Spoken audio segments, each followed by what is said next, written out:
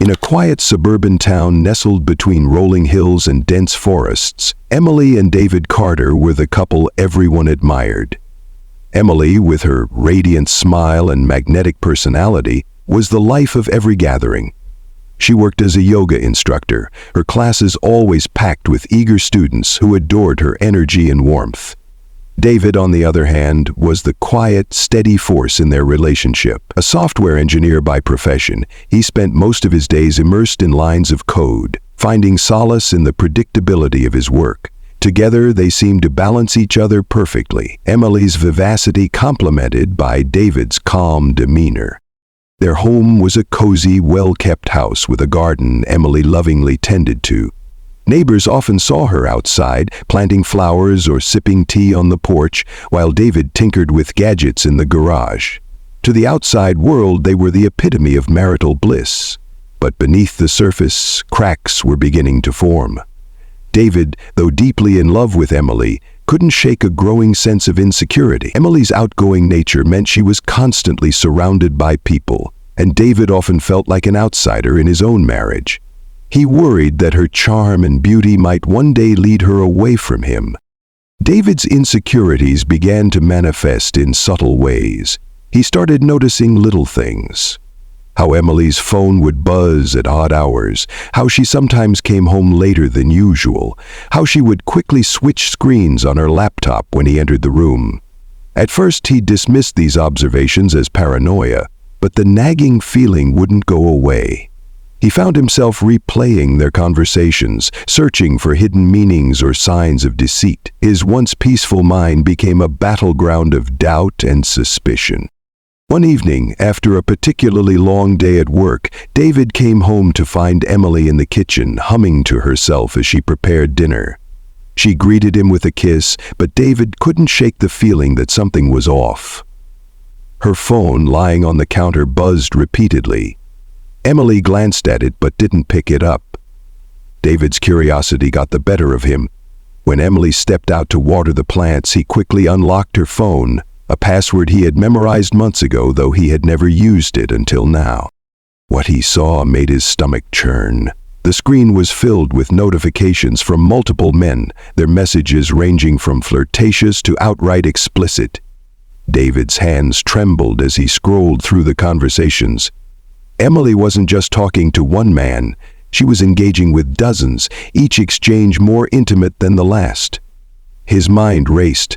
Was this why she had been so distant lately? Was she leading a double life right under his nose?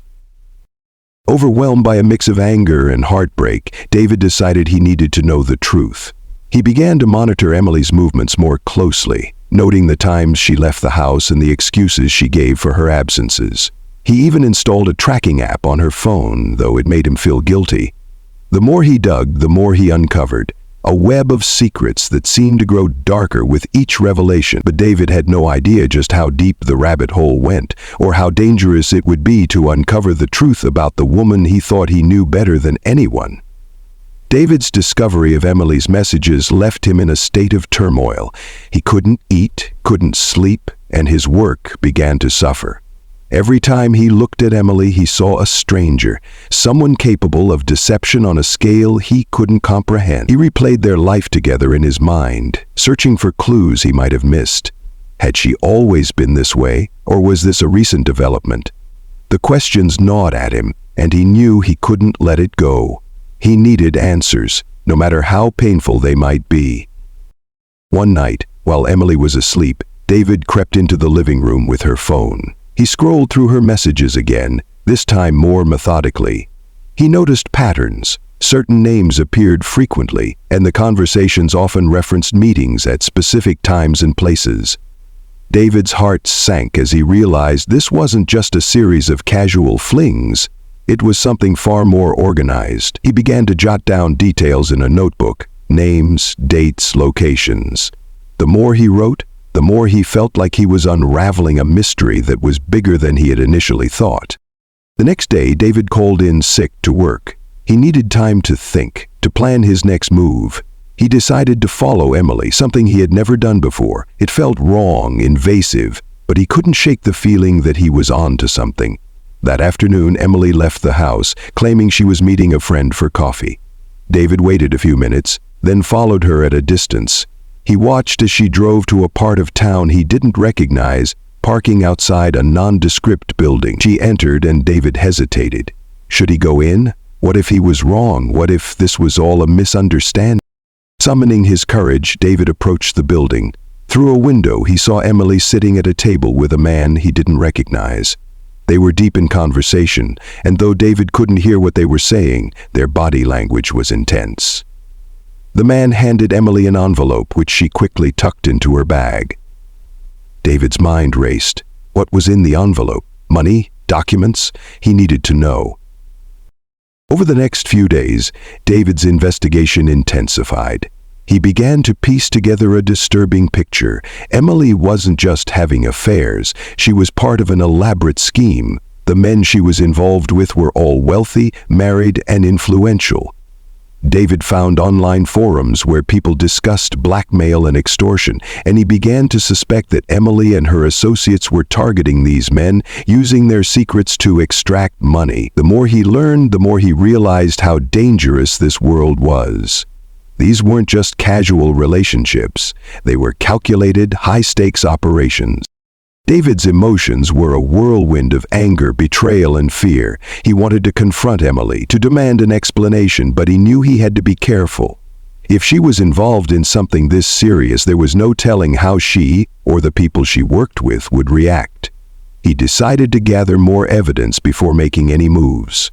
Little did he know, his actions were being watched. Someone in the shadows was aware of his investigation, and they weren't going to let him expose their secrets without a fight. David's investigation took a darker turn as he delved deeper into Emily's secret life. The more he uncovered, the more he realized how vast and intricate the network she was involved in truly was. It wasn't just a small group of individuals, it was a well-organized operation with connections that reached far beyond their small town. David spent countless late nights scouring the internet, cross-referencing names, dates, and locations from Emily's messages. He discovered that the men she was involved with were not random targets.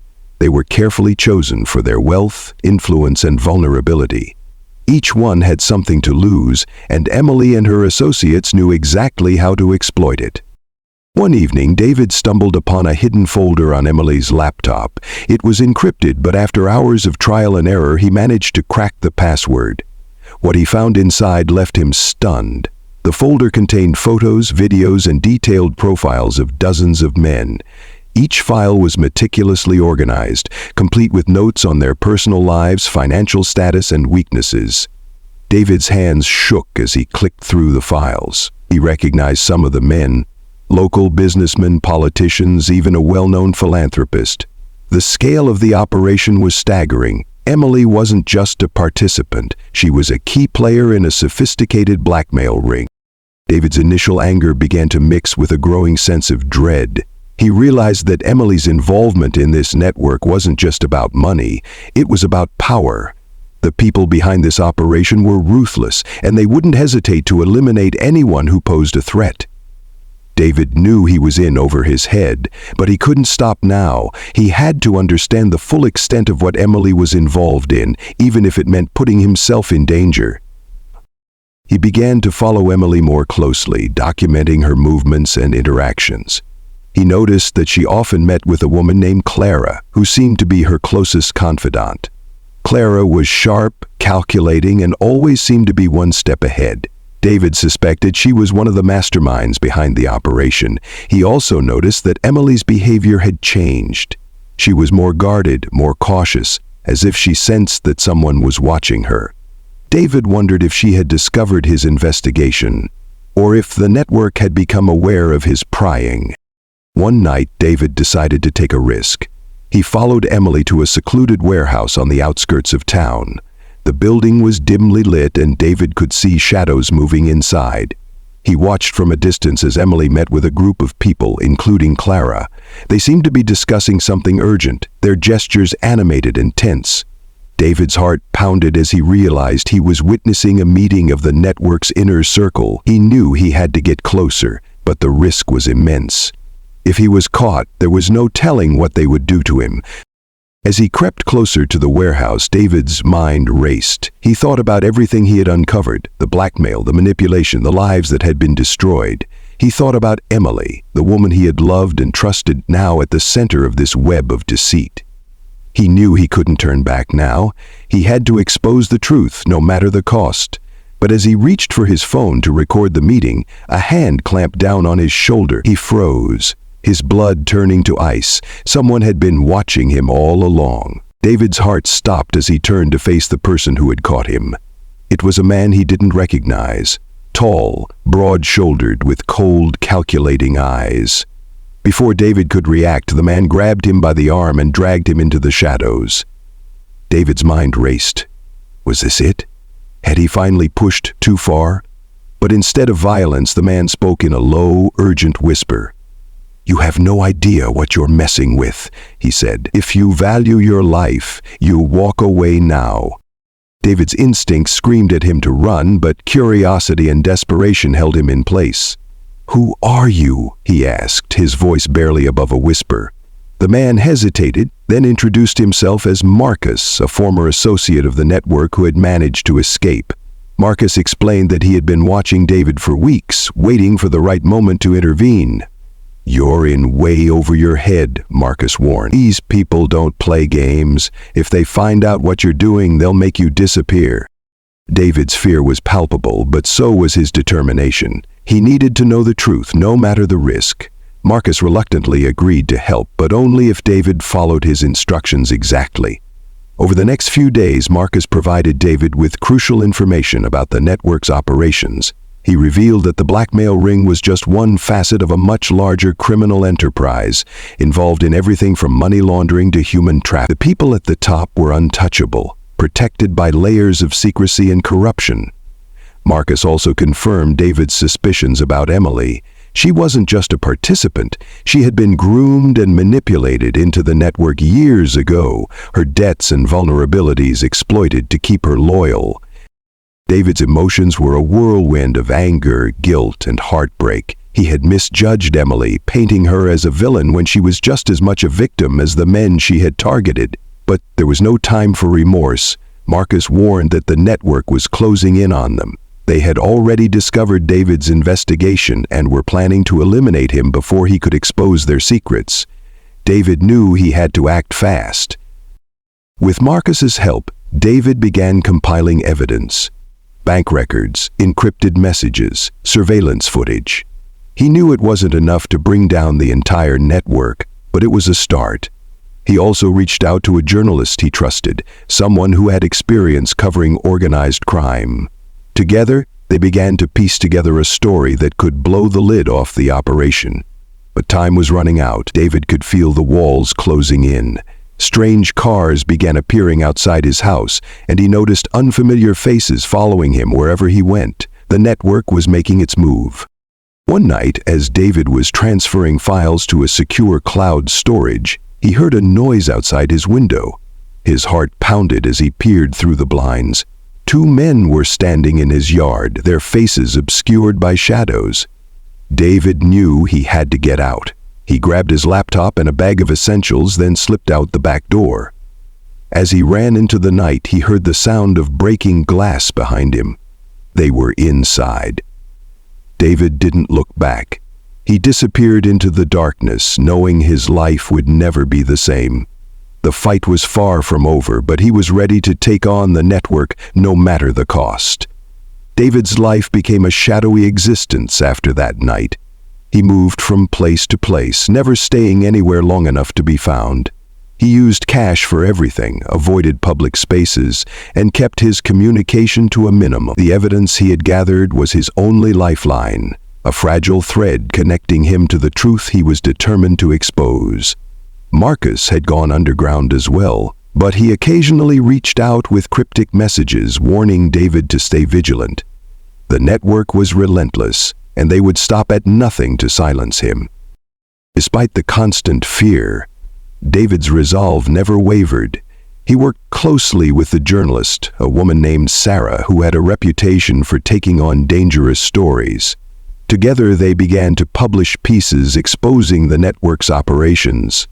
Each article was a calculated risk, revealing just enough to keep the public's attention without giving away their full hand. The response was explosive. The men Emily had targeted began to come forward, their stories corroborating the evidence David had collected. The network, once untouchable, was now under scrutiny. But the closer David and Sarah got to the truth, the more dangerous it became. One by one, their sources began to disappear. Some went silent, while others were found dead under suspicious circumstances. David knew the network was sending a message: back off or face the consequences. But he couldn't stop now. He was too close.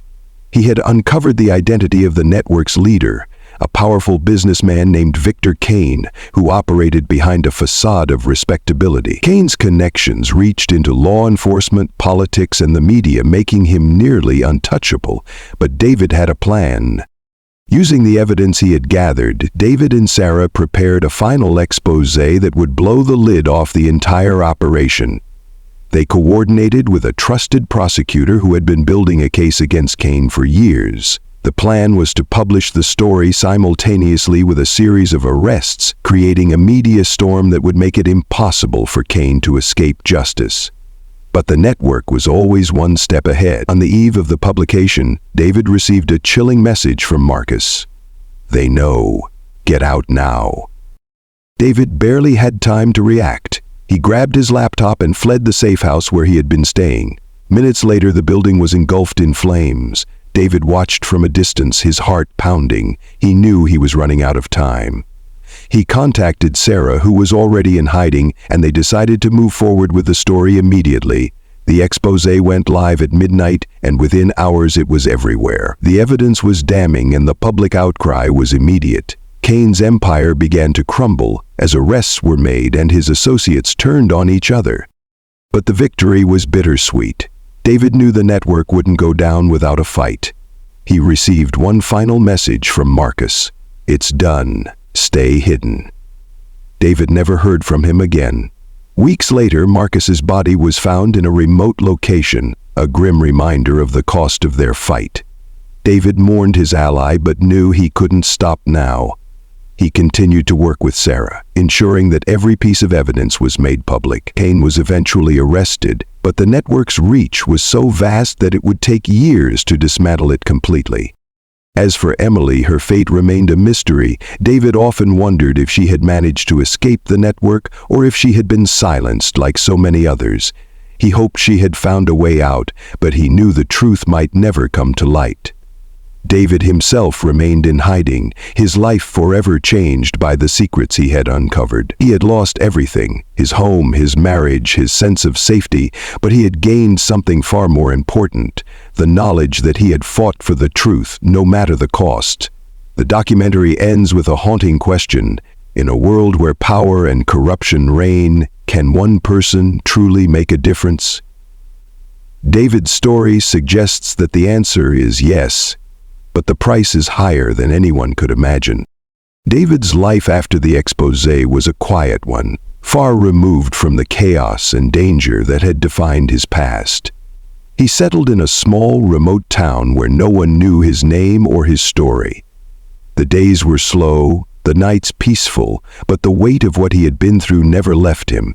He often found himself staring at the horizon, wondering if he had done enough, if the sacrifices had been worth it. The network had been crippled, but it wasn't completely destroyed. Victor Kane was behind bars, awaiting trial, but his influence still lingered in the shadows. David knew the fight wasn't over, but for the first time in years, he allowed himself to breathe. Sarah, the journalist who had risked everything to help him, continued to chase the story. She became a prominent voice in the fight against corruption, using her platform to hold the powerful accountable. David stayed in touch with her. Though their conversations were brief and cautious, they both knew the network's reach was vast, and complacency could be deadly. Sarah often urged David to come forward to tell his story publicly, but he always refused. He had seen what happened to those who stepped into the light. For now, he preferred the shadows. Emily's fate remained a mystery, a haunting question that David couldn't shake. He often dreamed of her, her face flickering between the woman he had loved and the stranger she had become. He wondered if she had found a way out, if she was living somewhere far away trying to rebuild her life, or if, like Marcus, she had paid the ultimate price for her involvement. David knew he might never get answers, but he held on to the hope that she had escaped the darkness that had consumed them both. As the years passed, David's life took on a quiet rhythm. He found solace in simple things: a cup of coffee in the morning, the sound of rain on the roof, the occasional letter from Sarah updating him on the case. He knew he could never return to his old life, but he began to make peace with the new one. He volunteered at a local shelter, helping others who had lost everything. It was his way of giving back, of finding meaning in the chaos. The documentary about his story became a sensation, sparking debates and inspiring others to fight against corruption. David never watched it. He didn't need to relive the pain, the fear, the loss. But he hoped it would make a difference, that it would shine a light on the darkness he had uncovered. He knew the network wasn't gone, that there were others like Cain waiting in the wings. But he also knew that every story told, every truth revealed, chipped away at their power. In the end, David's story was one of resilience, of a man who had faced unimaginable odds and refused to back down. He had lost so much, but he had also gained something invaluable, the knowledge that he had fought for what was right, no matter the cost. As he sat on his porch one evening, watching the sun dip below the horizon, he allowed himself a small smile. The fight wasn't over, but, for now, he had found a moment of peace, and in a world filled with shadows, that was enough.